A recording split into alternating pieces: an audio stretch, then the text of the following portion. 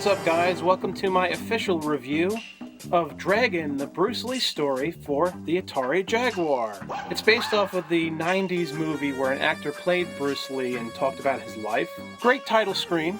The problem with this game is that it's cool as hell, but it's just painful that it's so cool, yet it's a pain in the ass. I mean, I think it's the hardest fighting game I've ever played, other than maybe Guilty Gear or Blaze Blue or whatever. It's just way too fucking difficult. So whenever you play, make sure you put it on piece of cake, otherwise you're gonna die.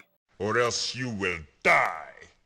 I promise you, you will die. I don't care how good you are at fighting games, you're gonna die. What's really cool about the game is that each level takes place in a different part of the timeline of Bruce's life.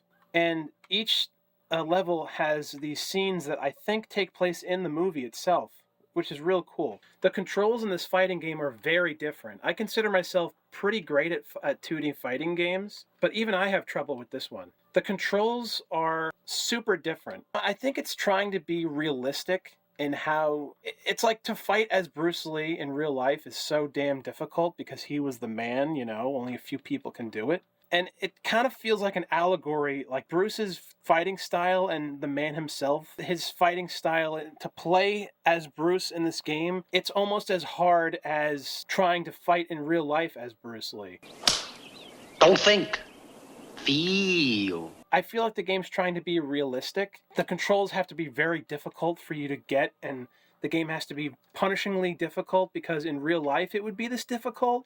Again, I kind of feel like Atari is trying to be realistic here, but especially to me in a fighting game, it's not about that. It should just be simple. I mean, not everything should be simple, of course, but it takes like 300, 200 trillion billion hits to defeat any fighter in any of the levels. And this is the first level. And maybe that wouldn't be a problem if it was easier, but every level, you'll find yourself getting damaged just as badly as your opponent. So, for me, in my experience at least, I can barely get past the second level in this game. It's that fucking difficult. And it's ridiculous. You see, I just beat the first frickin' level, and I had this much left of life. If I had got hit one more single time, I would have died. It's the first level. I mean, you gotta be kidding me.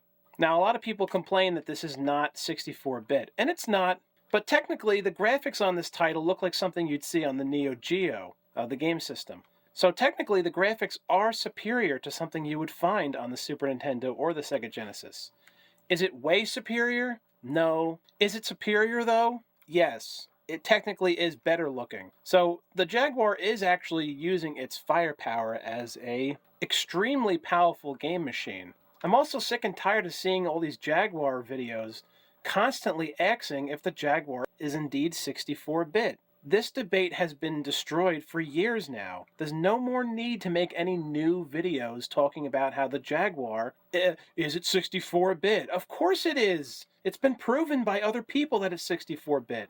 Why are there still people that don't know this, that are into retro gaming, that still make new videos discussing that? It's established. It was 64-bit. On the 64-bit Jaguar. Yeah! I guess you could argue it's 64-bit from a certain point of view and not technically 64-bit. But to me, I would consider it 64-bit. People's silly argument that, well, the Tom and Jerry chips, it's two chips combined. Now that adds up to 64. So that doesn't make it 64-bit. Why does it all have to be in one chip to be 64-bit? If the numbers add up, the numbers add up. Therefore, the Jaguar is a very powerful game system. If the Jaguar can display 64-bit graphics, and it has, like in Iron Soldier, iWar, frickin' Hover Strike, if it can display 64-bit graphics, then it can be done. So it technically is a 64-bit game console. It was just a pain in the ass to figure out how to do it. I would argue, for most programmers. But that doesn't mean it's not 64-bit. The big problem with the Jaguar is that most of its titles weren't 64-bit. It had a good amount that were 64-bit. But for example, my solution to anyone who thought it was a pain in the ass to program the graphics, the 3D graphics on the Jag, they could have at least tried hard to figure out how to make some things that were 3D in a 2D game. Like this game, for example. So I understand it's difficult to make the 3D on the Jag, but why couldn't you have some 3D stuff in the background of this, and then the sprites are still 2D, and even the fences and stuff, that could still be the way it is that you see. Why couldn't the backgrounds in these old fighting games be 64-bit, while the front is still 2D? Would that have been such a huge problem? At least give us something, some bang for our buck. I mean, this is the powerful 64-bit Atari Jaguar. So the background should not be flat and something you'd see on the Super Nintendo. It's fucking horseshit. Even the programmers that found it hard to make a full 3D game on the Jag, couldn't you still have enough knowledge to make the backgrounds some 3D and not even a full 3D? I mean, come on, like really? So also, look at this shit. This is the second fucking level of this game, and I'm getting my ass handed to me by these two guys. What was that? You have to fight two fucking guys by yourself, and these guys are fucking relentless. One fucking time, I got past these two assholes, and then I got to the third level, and I got hit 3 times and I died. Die. And that's Dragon the Bruce Lee story for the Atari Jaguar. It's a game that's really cool, and it's a decent game, and it's best to play with 2 people. That's how you play this game. You play it by yourself, you're just going to get your ass handed to you. And also, the music is decent.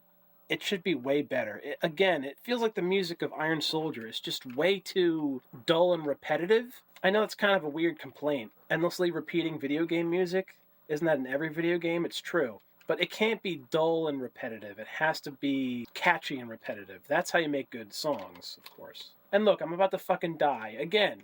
Die. I mean, this is fucking absurd. And I'm Bruce Lee. And it's like, you want this game to give you a break? Nah.